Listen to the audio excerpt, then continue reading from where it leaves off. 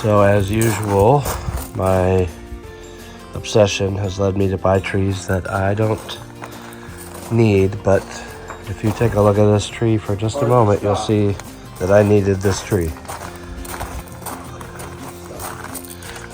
I've already cleaned it out quite a bit. It was an absolute blob of foliage. But look at the size of this trunk. And the wiry movement down at the bottom. Yeah. And I'm here today, gonna clean some more stuff out, make some branch selection, work on getting it in some good soil. And Lee's over there working on a fabulous enoki. Say hi, Lee. Hi, Lee. Oh yeah. It never set me up for a joke. I always set him up for jokes.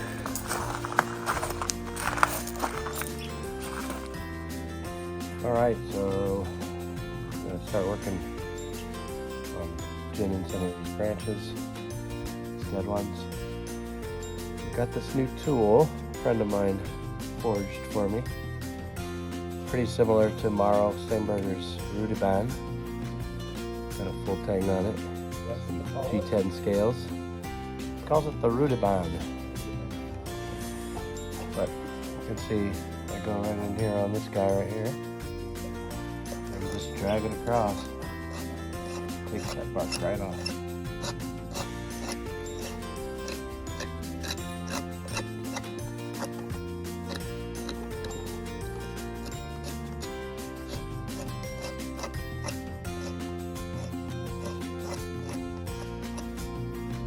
Yeah, excellent little tool. Just gonna keep pulling these off.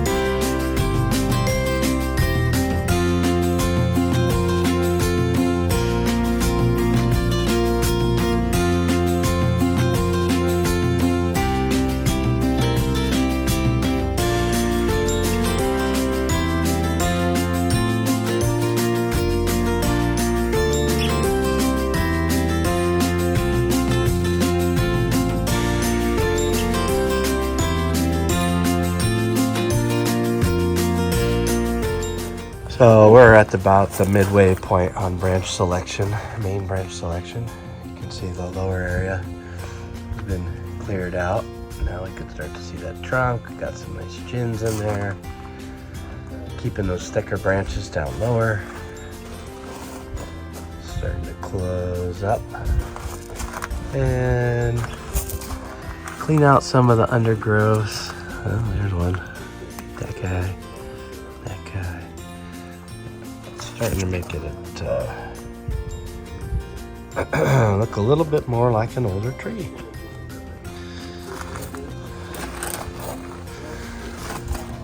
So there's our front. Now you can see that nice little movement in the trunk there.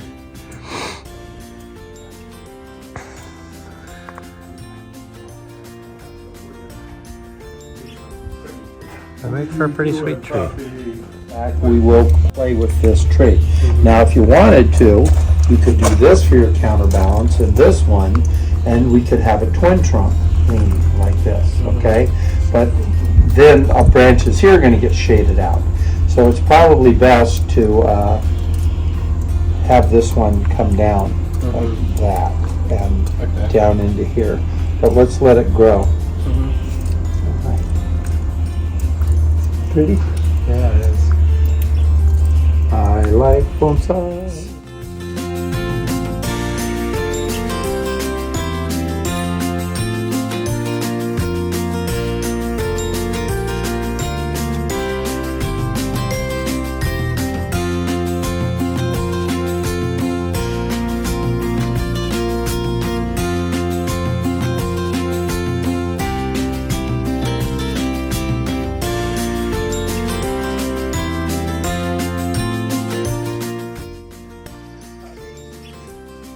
Huh. Guess she'll go up there.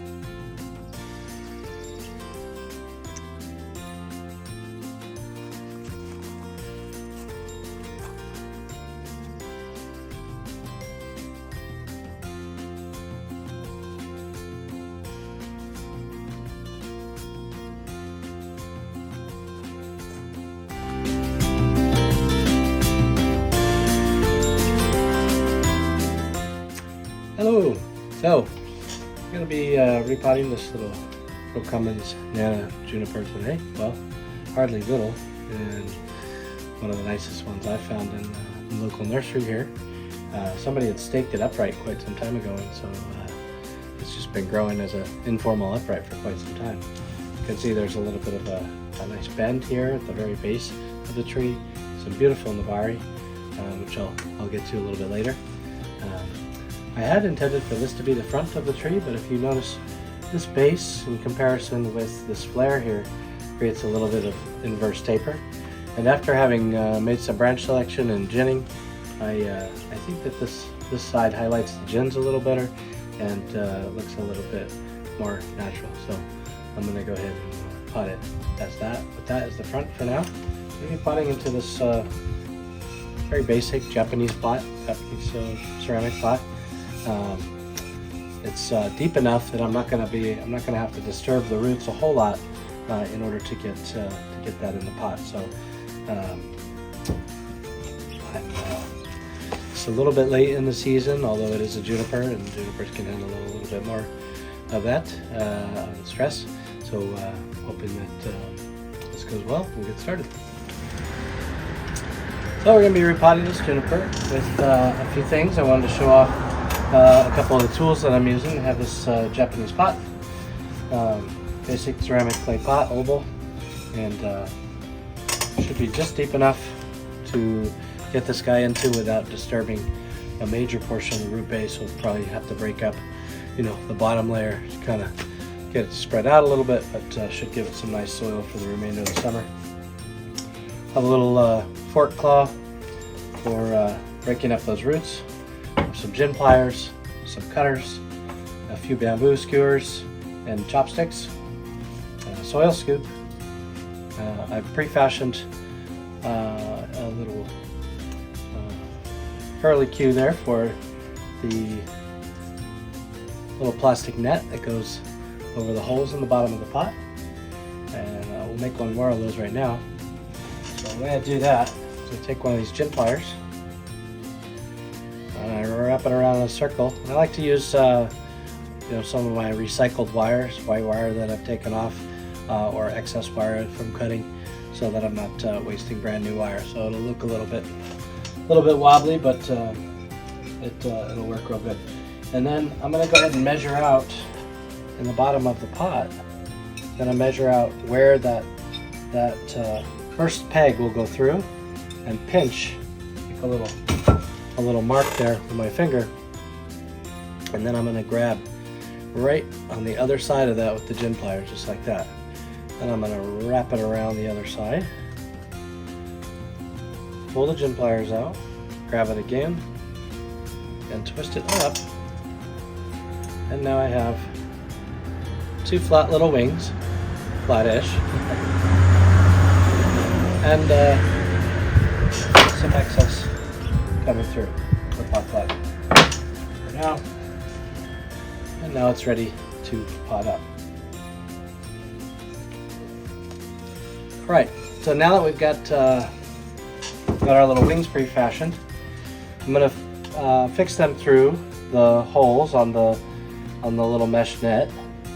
And I want to make sure that when I push them through, I am pushing them through at an appropriate angle. So if you see on this mesh here, you can see on my hand, that goes straight up and down and straight across, right?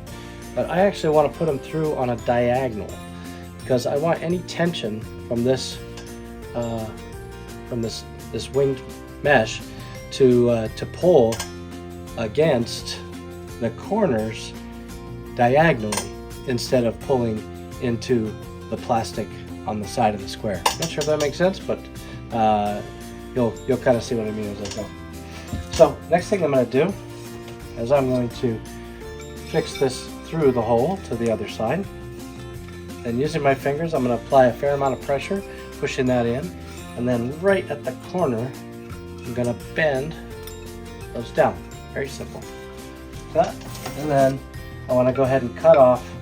Usually leave about a 1/4 to a 1/2 inch on either side, like so. Okay. Do that one more time. Find the diagonal.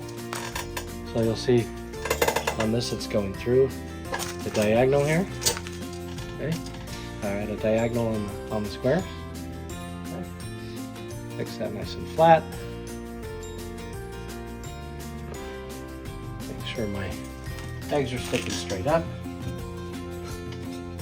Set that through the bottom of the pot, like so. And then fold them up, like so. Okay, so fold it up, go ahead and cut off with just a little bit, 1/4 to a 1/2 inch. I don't want more. I don't want things getting caught on this when I'm moving the pot around or anything like that.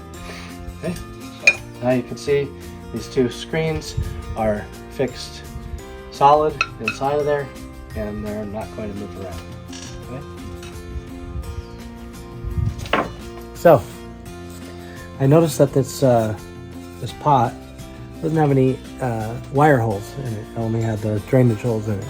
So I'm going to go ahead and, well, I've already put 2 wire holes in it, as you can see, and I'm going to put 2 more in here. And I thought I'd show you how I do that, so as to make sure the pot stays safe and we get nice even holes. I'm going to use just a basic Dremel. And if you get a close look at that tip, it's just a diamond tip, just a straight cylinder. You notice it has a nice flat edge on the end here, and I'll show you why that's important versus trying to use a pointed end to get in there. This will actually cut in a lot easier, but there's a real specific way to do it. So here we go, let's get started. So I'm going to go ahead and put anchor holes on either side of this drainage, just like I have over here.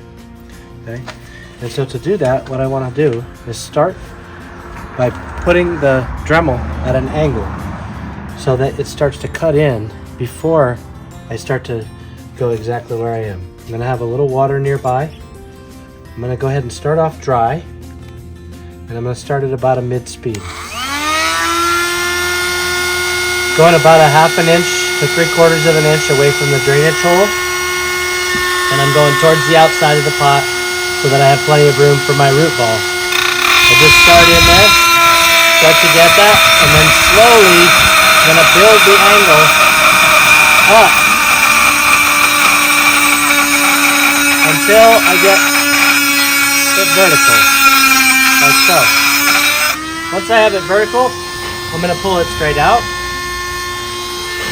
Brush away some of the dust and go ahead and just add a tiny bit of water. A little too much. Okay?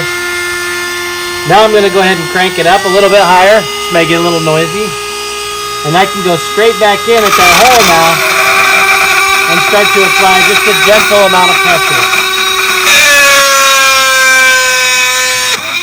And it's through, just like that.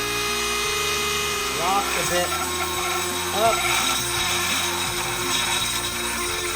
until the bit is vertical, or just about vertical.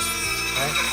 I'm going to leave a little bit of an angle on it so that it continues to bite in for me as I go. Then I'm going to get a little bit of water on it. Go back to my hole. I'm letting the Dremel do the work, so I don't want to push too hard. Get a little bit more water in there. Back in. Nice and easy. A little bit more water.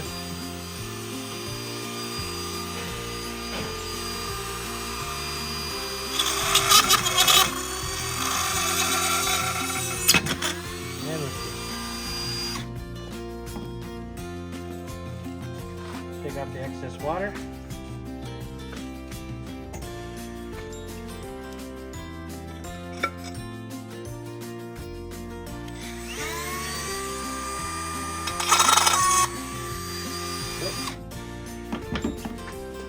And now you can see we got nice clean holes on either side of the drainage plug for our hold down wires. Now the pot is prepared. One of the final pieces of preparing our pot for planting is to get our hold down wires in. Okay, so I'm going to usually just hold it so that I measure out about halfway. Then I'm going to take my gin pliers and I'm going to make a pinch at where the first hole is. Okay, then I'm going to make a nice right angle bend. It's really important that this is a strong right angle so that there's no slack in the pot. You'll see that that's a really strong right angle bend. And then I'm going to put that bend right at the first hole, and I'm going to pinch over and measure straight to the second hole. And I'm going to take my gin pliers and I'm just going to make a pinch right there at that second bend. Okay, and there, I'm making another right angle bend, nice and tight. Okay. And now you can see we've got a really flat, really cornered piece of wire to put in there. Okay. This is important because we don't want any movement from the plant once it's in there. Okay, and we're going to be cranking down on that, and so we want that to fit in there as flat and square as we can. Okay, as it comes through the other side, we're just going to take and wrap those wires over the edge for now so they're out of our way. Pick up our gin pliers off the floor and repeat the process on the other side. Okay, measure out about halfway, find the first hole, make a nice right angle bend, sharp as you can. Measuring over to the second hole.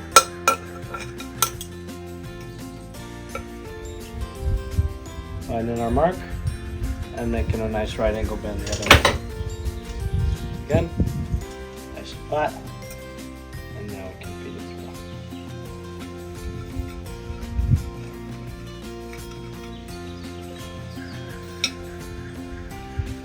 through. So, taking a look at the bottom of this pot, you should see everything is as flat to the bottom of the pot as it can be. Now this one has feet, some of them don't have as deep a feet, but this will all stick in there and make sure that nothing's getting snagged when you're moving it around.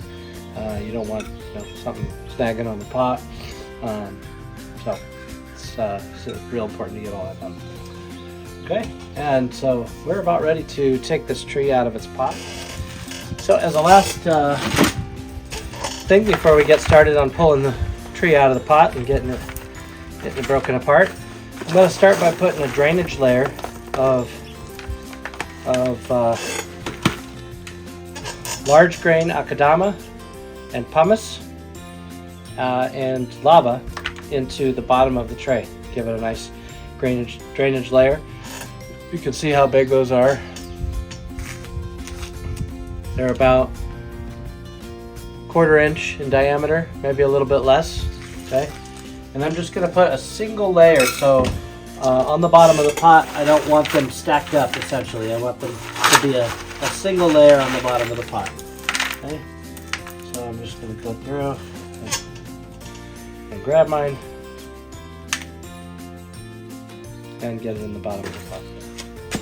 I've sifted through this to get out some of the organic material, but you can see it's a nice thin layer, just a single rock layer of larger grain Akadama, lava, and pumice.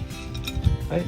And now, on top of that, I'm going to go ahead and put my regular soil mixture of the same things, lava, Akadama, and pumice, and let it fill in those spaces in the bottom so those don't move. Those don't move around. Nice even layer, one layer, basically one rock thick. And now I'm just going to give it a little bit of tap, let those all settle in so that the large grain doesn't move around, since the small grain is settling it in place. Once I've got that, I'm going to go ahead and put a nice mound right in the center in preparation for the clearing that I plan on making at the bottom of this root mass here. Okay? And so I already popped this guy out of the pot. First thing I'm going to do is just kind of move around the edge and make sure that I don't have too much stickage at the edge so the tree will slip right out of the pot. I've got my chopsticks standing by along with my fork claw ready. Pot is ready to go. Okay, so try and carefully not to knock off any bark or break off any of the gins. I'm just going to go around and start to loosen, pressure the soil away from the pot.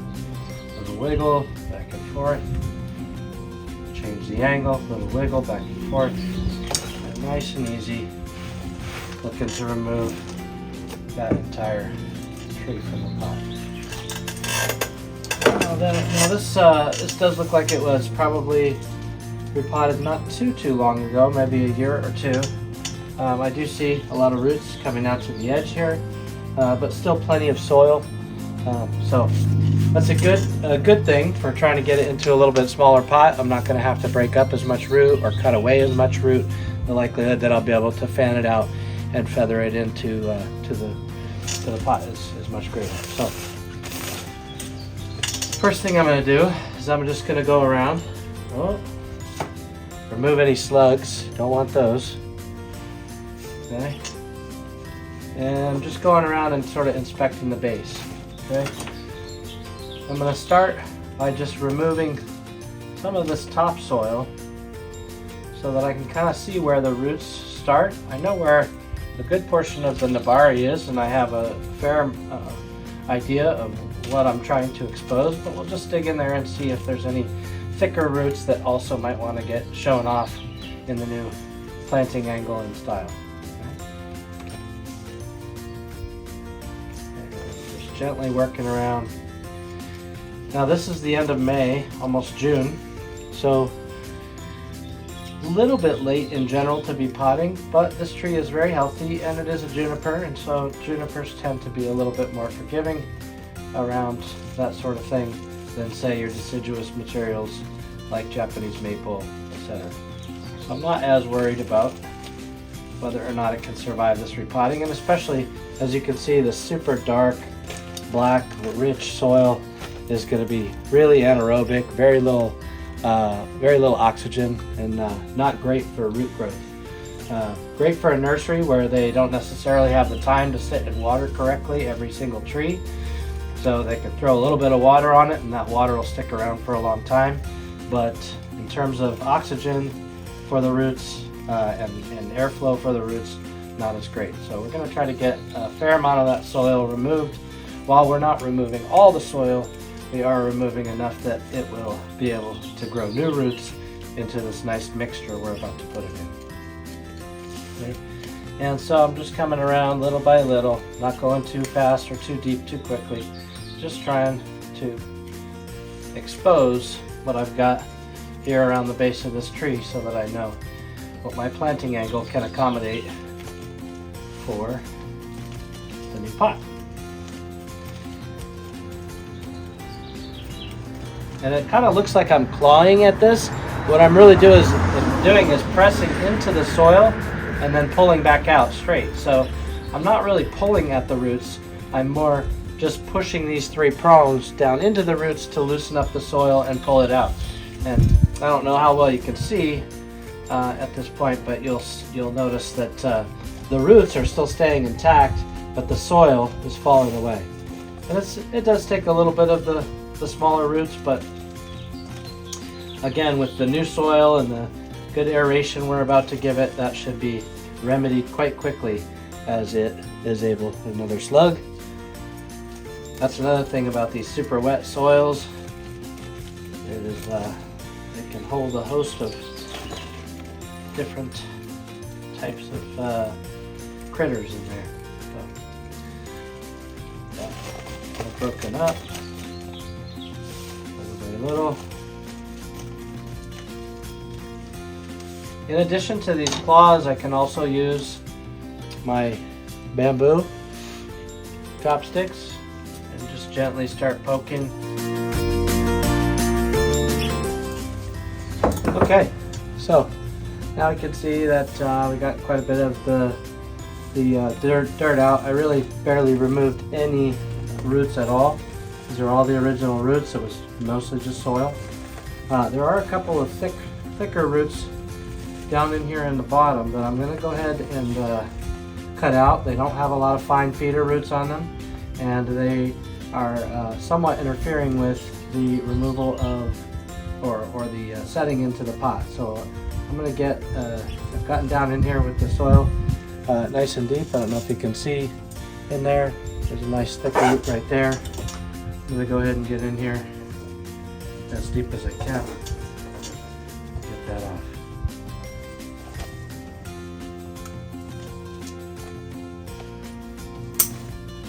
Got that guy out.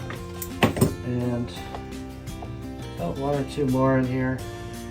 Let me go ahead and make sure that there's not a lot of fine feeder roots on there, and remove those as well.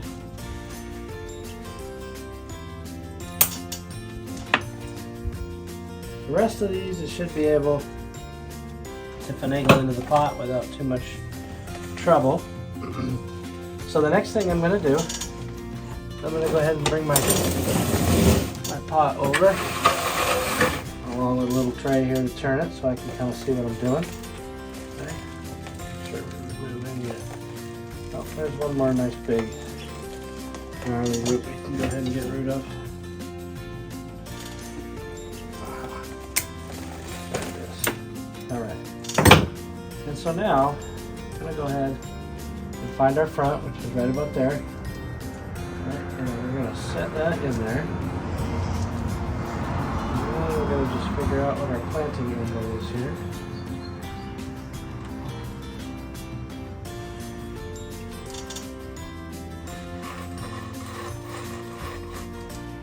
Pushing that down into the pot a little bit more. Make sure all these roots have room. Give it a little bit of tilt that way so we get a little bit of that curvature in the bottom. Right, and then we're actually going to bring it to the right just a little bit. And I'm going to go ahead and give it just a little bit of a lean. So bring it to the right of the pot, lean it to the left of the pot. Just got to balance it out, show off that curvature a little bit. It's nice and barry, etc. Okay, we'll go ahead and move our marker so we know exactly the front. Okay, and we'll move our marker straight up and down in the pot so that we know exactly what the planting angle is. So when the marker is straight up and down, the planting angle is correct. Okay, we'll go ahead and pop that out of there for just a second. We're going to move our pot off to the side. And I've gone ahead and I've taken a couple of pieces of bamboo and thinned them out and sharpened one side. And what I'm going to do is, on either side of my front, I'm going to work these into the root ball, high up into the root ball where there's some resistance. Okay, and I want to work them with the smooth side of the bamboo or the outside of the bamboo up. Okay, so I go in here. Now I'm going to take my hammer, real carefully, holding on to the root ball. Just pound that in.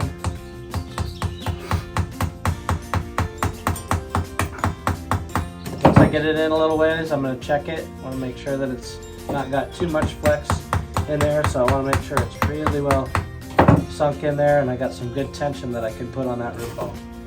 Now I'm going to go ahead and cut the remainder off with my shears. Okay. Now I'm going to come around and do the other side the same way. Right there. Smooth side facing up. Find my way into the root ball. Push in as far as I can go. And then give it some taps in.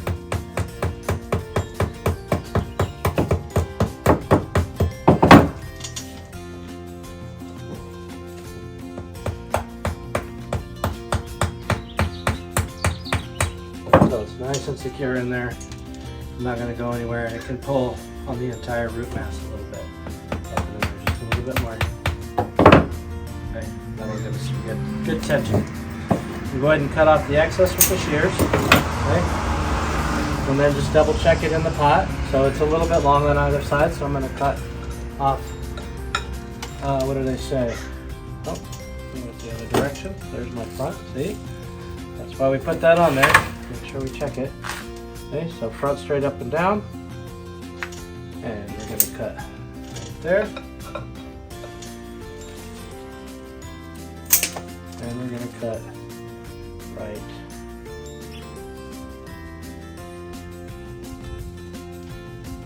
there. All right, so now go ahead and mound that soil up just a little bit more so we push that new soil into the cavity that we've made underneath. Just double check the cavity before we finally plant it and move any more of that soil out that we might have loosened up by cutting out those big roots. Just make sure we got plenty of room for new soil in there. So you notice there's still a fair amount, like this is all the old soil. This is the only roots left. You saw the roots I cut off, just a bare minimum of roots, so we really haven't disturbed anything a whole lot other than exposing these roots, and we're going to get them right back in here. I'm going to let them out here real quick. Alright, so now that we've got this settled in, figured out where the planting angle is, I'm going to go ahead and press it down into the soil. I want to try to get the top of the soil beneath the edge of the planting so that we're not losing a lot of soil over the edge when we first start watering. I'm going to go ahead and arrange any roots that need to be arranged so that they are going out laterally or radially, from the planting. Okay. And now we've got our tie down wires. I'm just going to run this one up through these roots so it's a little bit closer to the root ball. But we got our tie down wires here. Same with this one over here. Run it into that big root so that it's not over the big root and pressuring on it. Now hopefully you can see as these two tie down wires cross over the bamboo, now we're placing some pressure onto that bamboo and really holding that root mass in there. We're going to go ahead and slide it this way a little bit just so we have our off-center planting, and actually we need a little bit more off the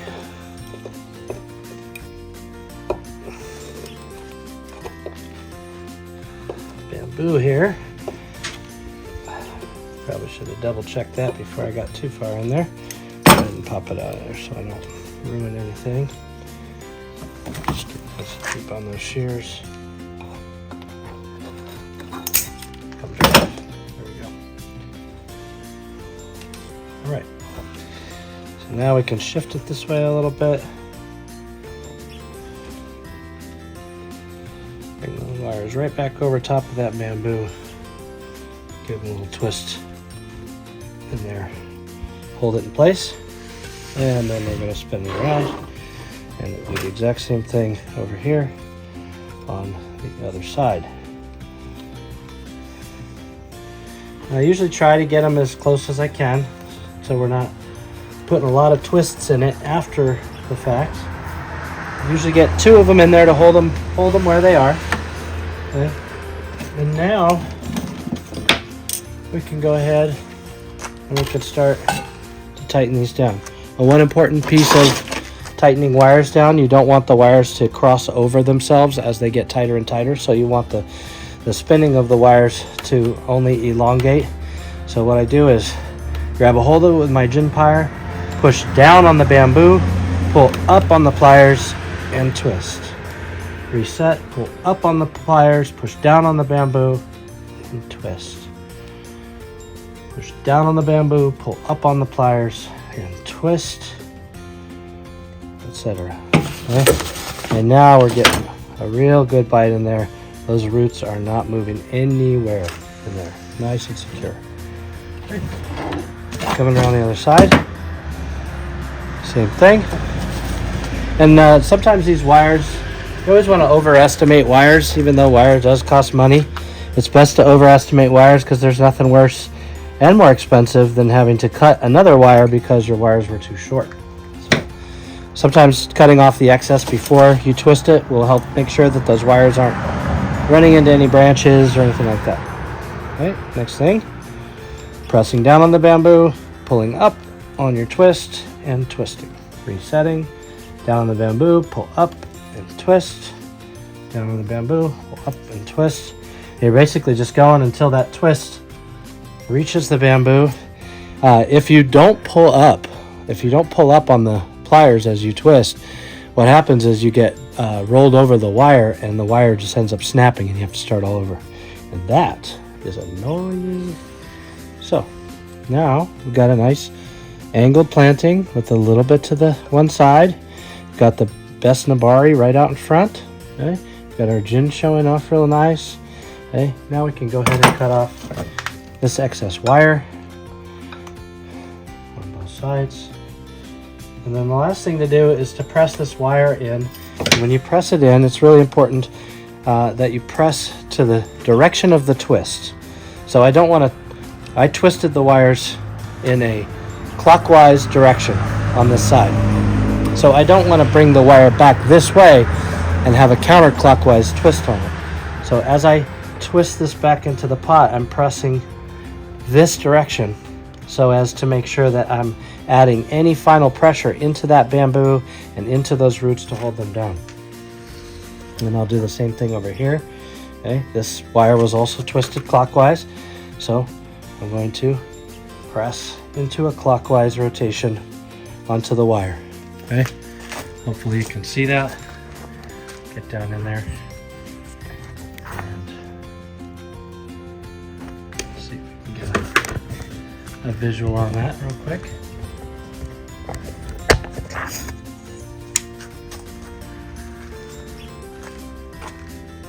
You can see that wire is holding that bamboo in there really tight. And really tight on that side. You can see that the press down of the wires on both sides rotates in the same direction it was twisting. And now we should see that our root ball is very securely in there. Those roots are not moving in relationship to the pot at all. I can literally pick the whole thing up and all that pressure goes onto those bamboo stakes. All right.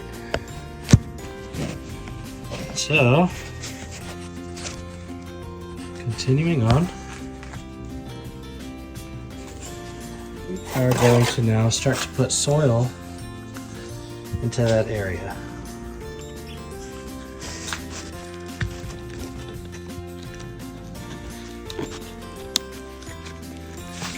So I got my soil mixture all set up here. Again, this is sifted out and it is akadama and lava and pumice. Basically a third of each.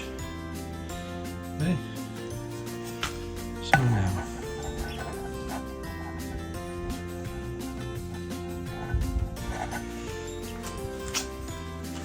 first thing we're going to do is we're going to go ahead and just put a couple scoops right in there alongside where we just tied those down. We got lots of little air pockets in there, so we're going to make sure that we get this soil in nice and deep around those air pockets. Okay. And the way that I do that is I take this bamboo, this little bamboo skewer, and I'm going to make sure that, if you notice on one side of this bamboo skewer, it's flat here and it's angled here. Okay, so I'm going to make sure that as I go into the soil, I'm going in with the flat side down. I want to move soil into the open spaces, and instead of just jabbing into the roots and making more holes and making areas where I may push up against roots and tear them, I'm going to work this down gently into the soil to the very bottom. And then what I'm going to do is I'm going to wiggle it around. And as I do, let me go ahead and get a little more soil here. And as I do, you'll notice that a hole starts to form. Not sure if you can see that, but there's a hole that starts to form right here, and soil can just fall right down into it. Okay, so I'm basically using this to create or move around that hole so soil just falls into place inside of there. This way I damage the least amount of roots. I go in and then move. And then I can use my other hand to just move soil into place.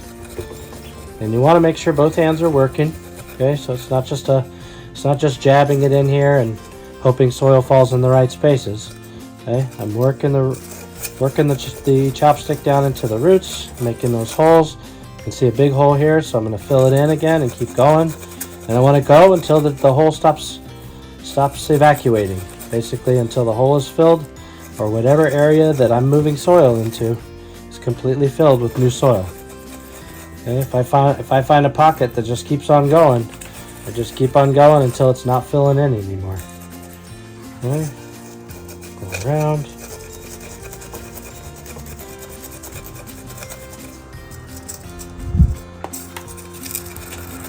This area's still got a lot of the old soil in it, so there's not a whole lot of room for new. It's fine. It's kind of what we intended.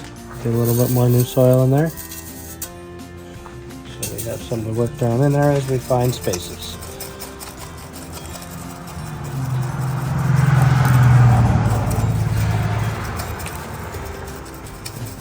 If you have roots that start sticking up as you're doing this, you can kind of work them down in and hold them while you move new soil into place to hold them down. You can also sometimes take little wires and make U-shapes if you have a real stubborn, thick root that doesn't want to stay down under the soil.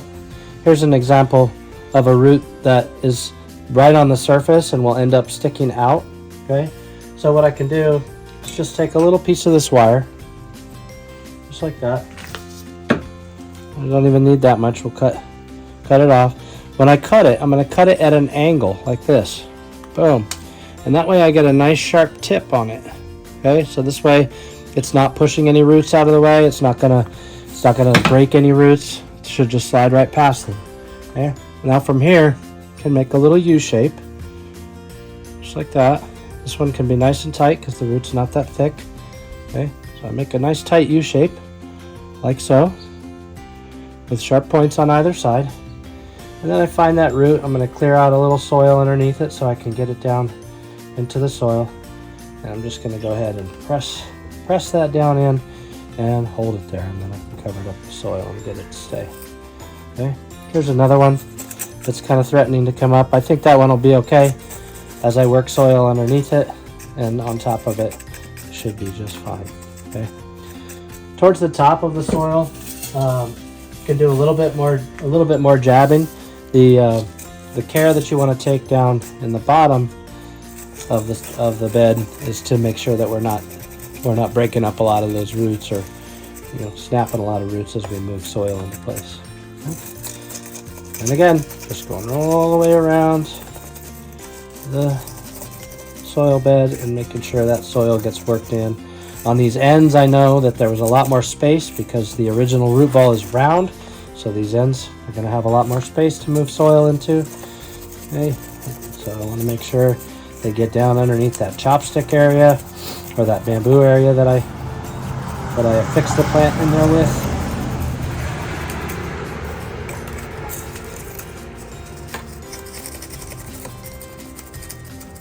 Okay. And you can see again, I'm not jabbing this thing in and out of the pot. I'm working it down to the bottom and then just wiggling it back and forth. And because of the shape of this bamboo stake, it's able to move out of the way and allow new soil to slide past it and down into the bottom. Okay, and you can see that as I shake it, it's just making a hole as the new soil finds a space in there. It's just making a hole, and I just keep filling that hole in with new soil until it stops making a hole. And more soil, and keep going.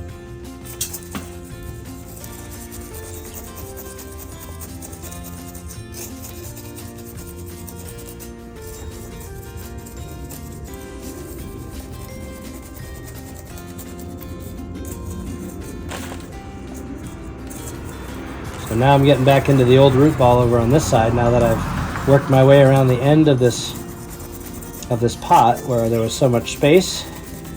Now I got a good amount of soil into this empty space on the end of the pot, but here I'm not going to have as much area to evacuate, so I'll still work them in there, but again, that's a lot of root in there, so I'm just being careful not to rip any root.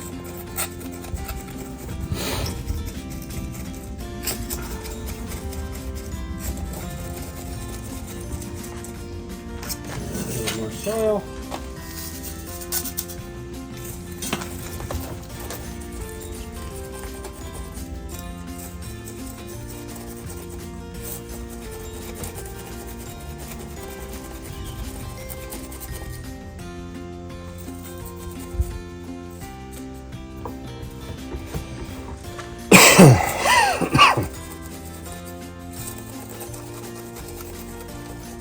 And now we're getting to the other end here where we got a big space, and so we're getting a lot more holes and a lot more spaces we can move new soil into.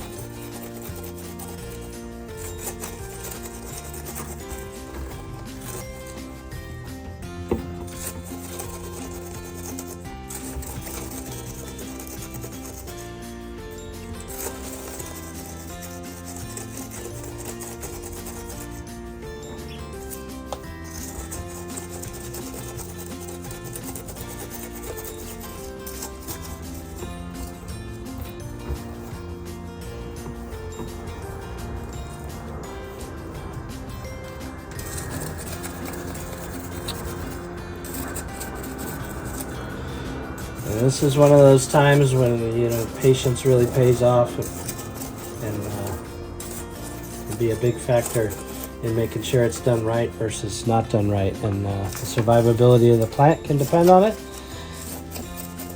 or not sometimes. I was just remarking the other day, it's amazing how easily, as bonsai artists, we can sometimes have a plant that dies on us and we have no idea why, and we thought we did everything right and we did all these care things and we did everything by the letter to the book and to the letter by the book, and and then we end up and the plant dies, and then you're walking down the street and in the middle of the sidewalk, out of the cracks between two slabs of sidewalk, you see a tree growing just fine.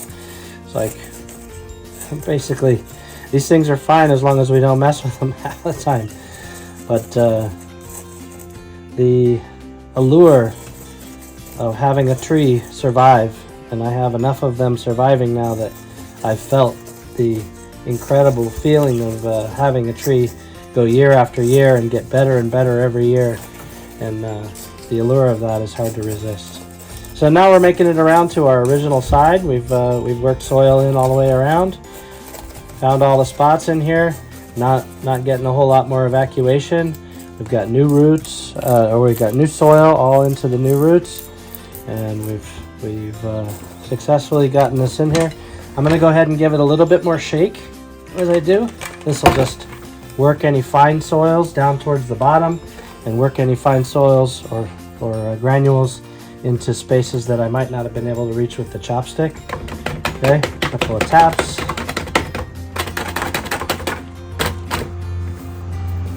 And then the last thing I do before I do my top dressing is I'm going to go back in here and I'm going to brush away soil from the roots, from the nabari, exposing that nabari a little bit. And I'm going to go around the edge and I'm going to make, we could call it a little moat. All right, and you want to just press that soil down in tight so that as the water runs off, it's not running down and washing off a whole bunch of our soil. Our top dressing is going to help with that as well, but this way we've got a little bit of a channel around the edge. So I just go in here with my fingers and I press all that soil down in. Okay, give it a nice little press in. Okay, and then the final thing I'm going to do before we water is I'm going to put on a top dressing. And the top dressing is a mixture of long grain sphagnum moss that I have ground down into very fine particles. I also mixed in some of the some wet moss, some green, really short grain wet moss that grows really nice, and I've just ground that up as tight and fine as I can and mixed it throughout this mixture. So that'll hopefully help a new layer of moss grow on the top of this soil relatively quickly. Okay, so what I'm going to do is I'm just going to go in and starting from the base, I'm just going to spread this around really light. I'm not trying to make it completely covered. And what this does is it kind of settles itself in between the soil and helps the soil not move around quite so much. Kind of similar to how we did with the drainage layer at the bottom, and then move the fine soil in between the drainage layer to kind of settle the larger grains in place. Okay, so this top dressing will kind of have the same impact in that it will, piece of rock in there, in that it will settle in between the soil particles and kind of keep them from flowing around quite so much. If you find any clumps in here, I usually just grind them up again, mix them up again. You want a nice even mixture all the way around. And get all across the top of our mixture.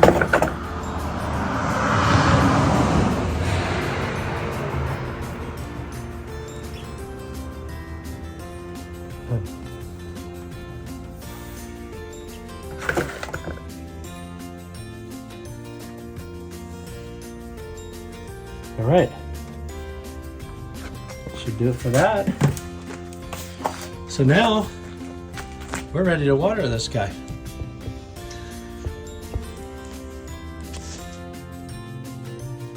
All right, so now it's time to water this guy. We're gonna get our hose going and build up some pressure here. Get a nice little stream going. Okay, I like to use these real fine heads on the wands so that we get a really soft water stream. We don't want to water it too heavy. Okay, and I'm just going to start from the top, and I'm just going to be moving the thing constantly. Just think like light rain. I'm looking to make it like almost as if it was just misting outside, just barely. Okay, and if you look down at that soil, you'll notice nothing's really moving around. I'm not swirling anything around. And this first watering is super important. There's a bunch of things happening. Number one is all those little granules are starting to settle in to their place to help other granules not move. So we want things to not move around as much as possible. The next thing that's happening is we're starting to soak that akadama and the pumice in lava, but especially the akadama. And it's going to take a minute. It's a little hydrophobic at first while it starts to settle in, like a lot of dry things. Right, you could blast it with water and that outer sheeting would keep it from really getting soaked for a minute. And then as you keep going and going and going, eventually it seeps in there. Okay? As you start to see the water kind of pool up in certain spots in there, you may hold off for just a second and let it just drain through. But you notice I haven't stopped moving at all the water. I'm not focusing on any one spot. I'm getting the whole thing wet. And I'm not letting it settle anywhere. And if I see it start to pool up, I lay off for a minute, let it soak through. I don't want to make a big pool and have everything floating around and start floating off the edges. Okay? And because of this, I'm not getting a lot of water in one space all at once, and so it's going to take a minute. It's just just going to take a little patience. Oh, see, I stop focusing for a second, stuff started moving. So these first couple of waterings are really important. The other thing that's important about this first watering is that I'm making sure that I'm getting all of the fine particles to wash through. Okay, so there's really fine particles, even though I strain them out before I use them. There's still very fine particles of akadama, very fine particles of lava, very fine particles of pumice, and even fine particles of that moss that we threw in at the top. And so the finest particles we want to go ahead and get washed all the way out. And it's hard to see on this pebblestone driveway, but what you'll notice is that if you were to look close, is that there's little granules that are getting washed out the bottom right now. So we want to wash as much of those out of there as possible, so that we avoid clogging the drain basically at the bottom of that pot. Okay? So I just give it a sec. Once I start to see it get a little bit waterlogged and start to cool up, I give it a sec to drain through. And then once it's drained through, I'm going to go back and get it again. Okay, super important. First and second waterings are going to be some of the most important waterings. I mean, all waterings are important. You don't want to miss them, obviously. But first and second waterings can be some of the most important to make sure that you are getting all those little soil particles mixed in and moved into the right spaces. Everything completely saturated with water, and all the fine particles moved out to the bottom. Okay? And again, another technique that I've been shown and that I often use for dressings that are moving around a bit on me, and I want to try to keep them, not too much pressure. This is true for really delicate plantings. Is turning your wand upside down so everything is facing upward will create an even lighter strain than if you're facing the pressure right at the planting. So that can be a way, if you have a very delicate planting or a top dressing that's moving around on you a little bit, is to turn it upside down and get just a lighter spray.